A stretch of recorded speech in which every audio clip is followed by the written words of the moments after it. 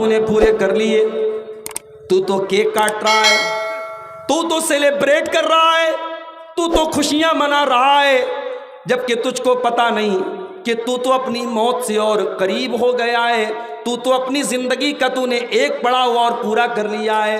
अब तो तू अपनी मौत के और करीब हो गया है। अब ये खुशी का मकाम नहीं है, अब तो ये गम का मकाम है, ये तो सोचने का मकाम है, ये तो अपने आप का इम्तिहान लेने का मकाम है कि मेरी ज़िंदगी के 34 साल पूरे हो गए, अब मेरी मौत से मैं और ज़्यादा करीब हो गया। मेरे नौजवान साथियों, जब शैतान आपके दिमाग में ये ख्याल डाले कि अभी गुनाह कर लो, बाद में तौबा कर लेना, तो शैतान को कुरान की आयत पढ़ कर के सुना देना, वमा तदरी नफ्सुम बिअय्यि अर्ज़िन तमूत। कोई नहीं जानता वो कब मरेगा और कहाँ मरेगा, कोई नहीं जानता वो कल क्या करेगा, किसी को नहीं पता कि कल उसके साथ क्या होने वाला है, कोई नहीं जानता। कोरोना का दौर हमने देखा, मुसलमानों के इलाकों में एक एक दिन में 15-15 लोगों के जनाजे उठे। और ऐसा नहीं कि सिर्फ बूढ़ों के जनाजे उठे, हमने जवानों के जनाजे भी उठाए, हमने बच्चों के जनाजे भी उठाए, हमने औरतों के जनाजे भी उठाए। मेरे प्यारे साथियों, जब ज़िंदगी और मौत का कोई भरोसा नहीं है, तो शैतान जब ये धोखा आपको देने की कोशिश करे कि आज गुनाह कर लो, कल तौबा कर लेना, तो शैतान से सवाल करो कि कल की क्या गारंटी है, कल मेरी ज़िंदगी में आएगा कि नहीं आएगा, इस बात की क्या गारंटी है। आज आप गुनाह के काम कर रहे हैं, आज सबके पास मोबाइल है, आज सबके पास इंटरनेट है, आज इंसान अपनी आंखों से क्या देख रहा है या तो इंसान जानता है या अल्लाह जानता है। इंसान की उंगलियां क्या टच कर रही हैं या तो इंसान जानता है या अल्लाह जानता है। मेरे प्यारे साथियों, गौर करो, रात के 2 बजे आप मोबाइल पर कोई गलत चीज़ देख रहे हैं, रात को 2 बजे आप मोबाइल पर कोई गंदी चीज़ देख रहे हैं, और अल्लाह ना करे उसी हाल में आपका इंतकाल हो जाए, उसी हाल में आपकी रूह निकल जाए, उसी हाल में आपके दिल की धड़कन बंद हो जाए और उसी हाल में आप अल्लाह को प्यारे हो जाएं, तो क्या होगा। अल्लाह के नबी फरमाते हैं, युबासु कुल्लु अब्दिन अला मा मात अलैहि, बंदा जिस हाल में मरता है, बंदे की मौत जिस हाल में आती है, उसी मौत में बंदे को कयामत के दिन उठाया जाएगा। जिस हाल में आप मरेंगे उसी हाल में अल्लाह के आपको उठाया जाएगा। अब गौर कर लो मेरे भाइयों, हमें तो पता नहीं मौत कब आएगी, क्या पता कानों में ईयरफोन लगा करके हमारा नौजवान साथी गाना सुन रहा है, बॉलीवुड का म्यूजिक सुन रहा है, उसी हाल में उसको मौत आ जाएगी। कल क़यामत का दिन होगा, उसके कानों में अल्लाह की बारगाह में भी ईयरफोन लगा होगा और कल क़यामत के दिन वो गाना सुनते हुए उठेगा। दुनिया में मोबाइल पर नंगी तस्वीरें देख रहा था, उसी हाल में दिल की धड़कन बंद हो गई। कल क़यामत के दिन जब उठेगा उसी हाल में उठेगा, उसके हाथ में वो मोबाइल होगा, वो नंगी तस्वीर होगी और उसको देखते हुए वो अल्लाह की बारगाह में उठेगा। युबासु कुल्लु अब्दिन अला मा मात अलैहि, अल्लाह के प्यारे नबी फरमाते हैं, बंदा जिस हाल में मरेगा उसी हाल में कल क़यामत के दिन उसको उठाया जाएगा।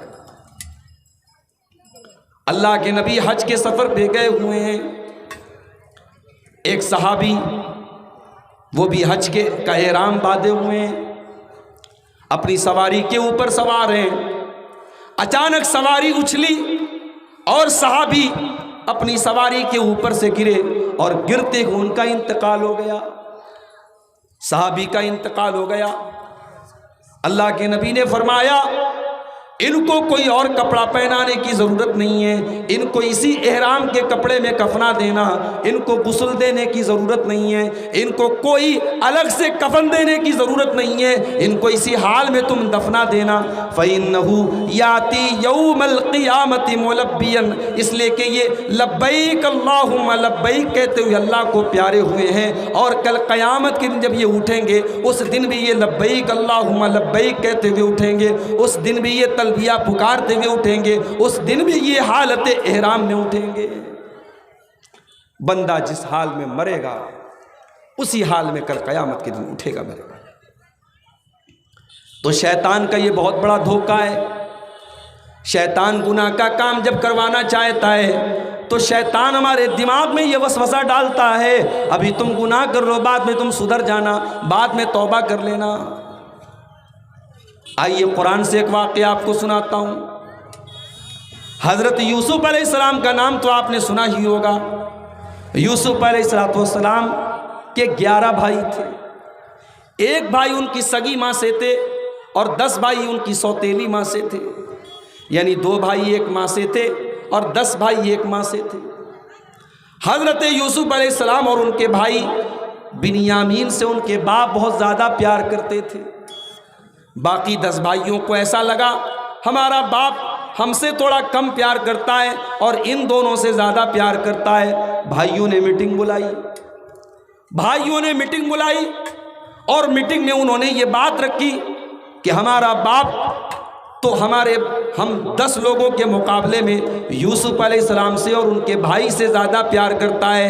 ان ابانا لفی ضلال مبین، ہمارا باپ تو سٹھیا گیا ہے، ہمارا باپ تو بہک گیا ہے، ہمارا باپ تو پاگل ہو گیا ہے. جب شیطان انسان کے دماغ کو خراب کر دیتا ہے تب انسان اپنے باپ کے بارے میں بھی ایسی بات بول دیتا. ان ابانا لفی ضلال مبین، بے شک ہمارا باپ گمراہ ہو گیا ہے، بھٹک گیا ہے، بھاگ گیا ہے. یہ بات کون کہہ رہا ہے؟ یہ حضرت یوسف کے 10 بھائی کہہ رہے اپنے باپ کے بارے میں. اس کے بعد وہ سب کہتے ہیں اقتلوا یوسف او اطرحوه ارضا یخل لکم وجہ ابیکم.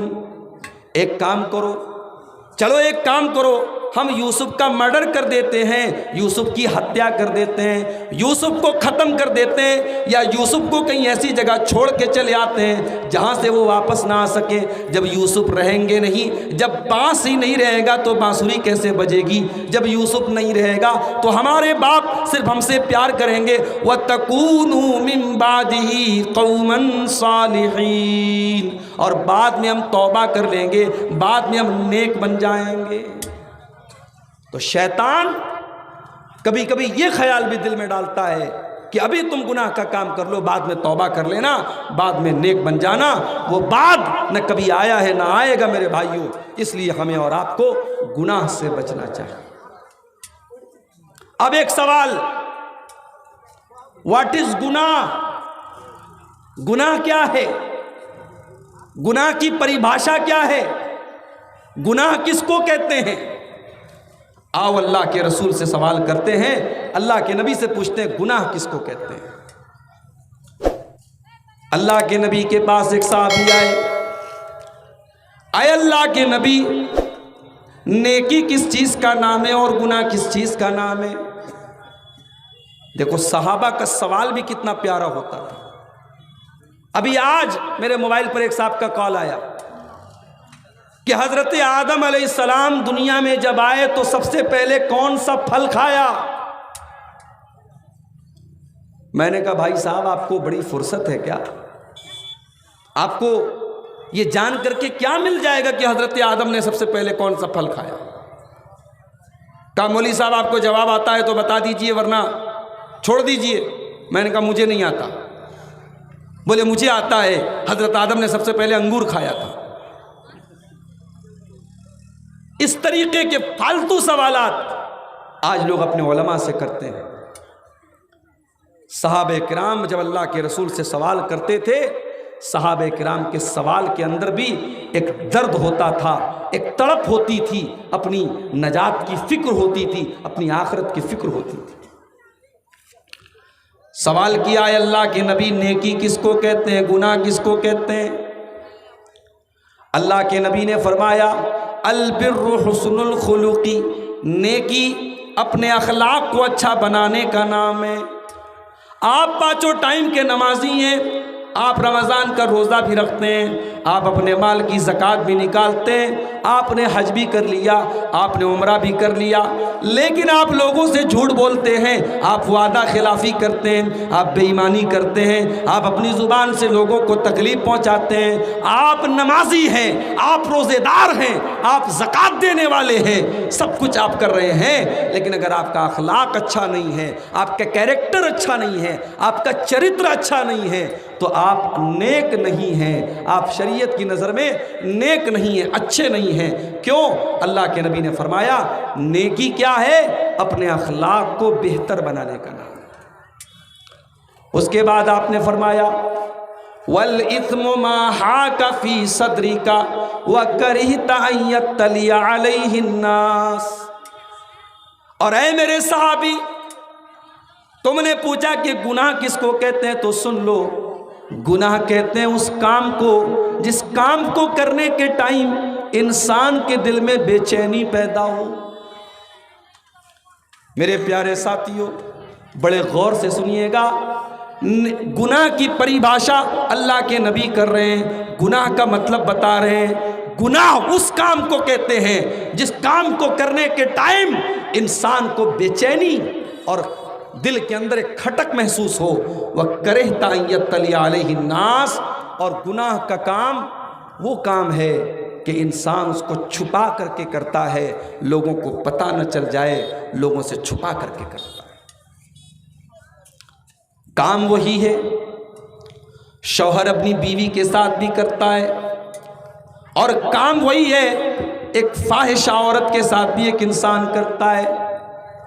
شوہر اپنی بیوی کے ساتھ وہ کام کر رہا ہے، دنیا کی نظر میں کوئی عیب نہیں ہے، کوئی گناہ نہیں ہے، انسان سکون اور اطمینان کے ساتھ اپنی جائز خواہشات کو پورا کر رہا ہے، اور اسی کام کو ناجائز طریقے سے پورا کرنے والا ڈر ڈر کے کرتا ہے، اس ڈر کے ساتھ کرتا ہے کہیں میرا ویڈیو لیک نہ ہو جائے، کہیں میرے بارے میں پتہ نہ چل جائے، کہیں میرے ہوٹل کے کمرے کے بارے میں کسی کو معلوم نہ ہو جائے۔ میرے پیارے ساتھیوں، گناہ کا کام اس کام کو کہتے ہیں جس کام کو کرنے کے ٹائم آپ کے دل میں بے چینی پیدا ہو، اور جس کام کو کرنے کے ٹائم آپ کو یہ ڈر ہو کہ لوگوں کو وہ کام پتہ نہ چل جائے۔ لیکن ایک بات یہاں پہ نوٹ کر لیجیے کہ گناہ کرنے کے ٹائم اگر دل میں بے چینی پیدا ہو رہی ہے تو یہ اس بات کی پہچان ہے کہ ابھی ایمان آپ کے دل میں موجود ہے، ابھی ایمان باقی ہے۔ جس دن گناہ کرنے کے باوجود آپ کے دل میں کوئی شرمندگی محسوس نہ ہو، آپ کو کوئی بے چینی محسوس نہ ہو، آپ کو دل میں کوئی کھٹک محسوس نہ ہو، اور گناہ کرنے کے بعد بھی آپ کو اچھا لگے، گناہ کرنے کے بعد بھی آپ کو فخر محسوس ہو، سمجھ جائیے کہ آپ کے دل سے ایمان جا چکا ہے، ایمان رخصت ہو چکا ہے، ایمان کا جنازہ آپ نے نکال دیا ہے، ایمان ختم ہو چکا ہے۔ اس لیے کہ جب تک دل کے اندر ایمان موجود ہے تب تک گناہ کرنے کے ٹائم انسان کے دل میں کھٹک رہتی ہے۔ گناہ کرنے کے ٹائم دل میں کھٹک کا ہونا یہ ایمان کی نشانی ہے۔ اسی لیے اللہ کے پیارے نبی فرماتے ہیں کل امتی معافن الا المجاہرین، میری امت کے تمام لوگوں کے گناہ تو معاف ہو سکتے ہیں مگر ان لوگوں کے گناہ معاف نہیں ہوں گے جو کھلم کھلا گناہ کریں گے، جو علل اعلان گناہ کریں گے، جو گناہ کرنے کے بعد گناہ کی پبلسٹی کریں گے۔ آپ نے فرمایا رات کو ایک انسان کوئی گناہ کا کام کرتا ہے، رات میں اس نے کوئی گندا کام کیا، کوئی غلط کام کیا، اللہ نے اس کے گناہ کے اوپر پردہ ڈال دیا، صبح ہو گئی وہ اپنے گناہ کے بارے میں لوگوں کو بتانے لگا، اللہ نے تو اس کے گناہ کے اوپر پردہ ڈال دیا تھا مگر وہ اپنے گناہ کے بارے میں لوگوں کو بتا رہا ہے، لوگوں کو اور زیادہ اکسا رہا ہے۔ اللہ کے نبی نے فرمایا ایسے انسان کے گناہ اللہ تعالیٰ معاف نہیں کرے گا جو گناہ کرنے کے بعد گناہ کی پبلسٹی کرتا ہے، گناہ کا اعلان کرتا ہے۔ اور ایک بات اور نوٹ کر لیجئے، جب ہم اور آپ کوئی گناہ کا کام کرتے ہیں اس گناہ کے کام سے ہماری روزی روٹی کے اوپر بھی اثر پڑتا ہے، ہمارے بچوں کے منہ کا نوالا چھین لیا جاتا ہے، اللہ کے پیارے نبی فرماتے ہیں ان العبد لیحرم الرزق بذنب یصیبہ، بندے کی روزی کو چھین لیا جاتا ہے اس کے گناہ کی وجہ سے۔ گناہ کی وجہ سے آپ کے کاروبار پر اثر پڑتا ہے، آپ کے بچوں کی صحت پر اثر پڑتا ہے، آپ کے گھر کے سمبندوں پر اثر پڑتا ہے، پتی پتنی کے رشتے پر اثر پڑتا ہے، ساس بہو کے رشتے پر اثر پڑتا ہے۔ گناہ اتنی منحوس چیز ہے جو آپ کی روزی روٹی اور آپ کے گھر کے اوپر بھی اثر ڈالتی ہے میرے پیارے سے۔ اسی لیے اللہ تعالیٰ قرآن کے 14ویں پارے میں فرماتا ہے ضرب اللہ مثلا قریۃ کانت آمنۃ مطمئنۃ یاتیہا رزقہا رغدا من کل مکان۔ او لوگو، اللہ تعالیٰ ایک مثال بیان کر رہا ہے۔ ایک بستی تھی، ایک گاؤں تھا، بڑا خوشحال تھا اور ہر طریقے کی روزی روٹی اس گاؤں میں ملتی تھی۔ اس گاؤں کو کوئی طریقے کی تکلیف نہیں تھی، کوئی پریشانی نہیں تھی۔ فکفرت بانعم اللہ، لیکن جب اس گاؤں کے اس بستی کے لوگوں نے اللہ کو ناراض کرنا شروع کر دیا، جب انہوں نے پاپ کرنا شروع کر دیا، جب انہوں نے گناہ کرنا شروع کر دیا، فکفرت بانعم اللہ، جب اس بستی کے لوگوں نے اللہ کی ناشکری کرنا شروع کر دیا، فاذاقها اللہ لباس الجوع والخوف بما كانوا يصنعون، اللہ تعالیٰ نے اس بستی کو بھوک اور پیاس کی تکلیف میں ڈال دیا۔ اس بستی کے لوگ بھوکے رہنے لگے، اس بستی میں سوکھا پڑ گیا، اس بستی کی جو خوشحالی تھی اجڑ گئی اور وہ بستی ویران بن گئی، وہ بستی پریشان بن گئی۔ گناہ کرنے سے انسان کی روزی روٹی پر اثر پڑتا ہے۔ گناہ کرنے سے انسان دنیا میں اپنی عزت کو کھو دیتا ہے، دنیا میں بھی ذلیل ہوتا ہے اور آخرت میں بھی ذلیل ہوتا ہے۔ اس لیے کہ اللہ تعالیٰ فرماتا ہے من کان یرید العزت فللہ العزت جمیعا، میرے بندو تم عزت چاہتے ہو، تم عزت چاہتے ہو تو عزت والے مالک سے اپنا ناتا توڑ دو۔ تم اللہ کو ناراض کر کے دنیا میں عزت نہیں پا سکتے، اور دنیا میں اگر عزت پا بھی لی، دنیا میں تم نے نام کما بھی لیا تو آخرت میں تم عزت نہیں پا سکتے۔ اسی لیے حضرت ابراہیم علیہ السلام اللہ کی بارگاہ میں دعا کرتے ہیں تو کیا کہتے ہیں وَلَا تُخْزِنِي يَوْمَ يُبْعَثُونَ يَوْمَ لَا يَنْفَعُ مَالٌ وَلَا بَنُونَ إِلَّا مَنْ أَتَى اللَّهَ بِقَلْبٍ سَلِيمٍ۔ اے اللہ تو مجھے قیامت کے دن رسوا نہ کرنا، تو مجھے قیامت کے دن ذلیل نہ کرنا، اے اللہ ساری دنیا کے سامنے مجھے اپمانت نہ کرنا، مجھے انسلٹڈ نہ کرنا، مجھے ذلیل نہ کرنا۔ جس دن نہ مال کام آئے گا نہ اولاد کام آئے گی، إِلَّا مَنْ أَتَى اللَّهَ بِقَلْبٍ سلیم، قیامت کے دن تو وہی کامیاب ہوگا جو صاف ستھرا دل لے کر کے آئے گا۔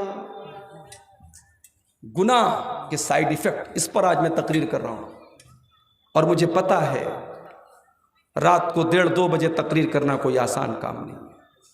بھئی میں تو عبدالغفار ہوں، میرے پاس قرآن کی آیتیں ہیں اور حدیثیں ہیں، کوئی تیسری چیز نہیں ہے، قصے کہانیاں نہیں ہیں میرے پاس۔ اب اس وقت آپ کو جگانا اور جگا کر کے تقریر سنانا بہت مشکل کام ہے، بس آپ کے صبر کا امتحان لے رہا ہوں۔ جتنی دیر آپ سنیں گے میں سناؤں گا، جب مجھے یہ لگے گا کہ اب آپ کی دلچسپی ختم ہو رہی ہے میں تقریر ختم کر دوں گا۔ گناہ کا سائیڈ ایفیکٹ کیا ہے؟ ڈاکٹر کے آپ دوا لیتے ہیں، دوا لینے کے بعد آپ کہتے ہیں ڈاکٹر صاحب کھانے میں کیا لینا ہے؟ سردی زکام ہوا ہے، ڈاکٹر کہتا ہے دیکھو تمہیں سردی ہوئی ہے، تم کیلا مت کھانا، تم سنترا مت کھانا۔ آپ کو سنترا بہت پسند ہے، کیلا آپ کو بہت پسند ہے، مگر آپ نہیں کھاتے، کیوں؟ ڈاکٹر نے منع کیا ہے۔ اللہ نہ کرے کسی کو شوگر ہو جائے، شوگر ہو گیا،